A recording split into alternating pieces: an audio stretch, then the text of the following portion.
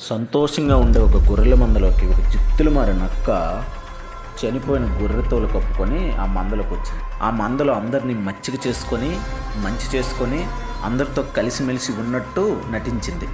అందరి నమ్మకం పొందిన ఆ నక్క ఒక్కొక్క గొర్రెని ఒక పొదల చాటుకి మంచి మేత ఉందని తీసుకెళ్ళి పొదల చాటుని చంపి తినేసి మళ్ళీ యథావిధిగా ఆ మందులో కలిసిపోయేది. అది నక్కని దాని చేతిలో మోసపోయిన, దాని చేతిలో ప్రాణాలు ఇడిసిన ఆ గొర్రెకు మాత్రమే అది నక్కని తెలుసు.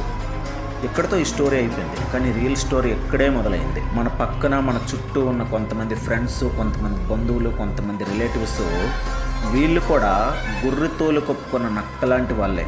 అవకాశం కోసం అదును చూసి దెబ్బ కొడతారు.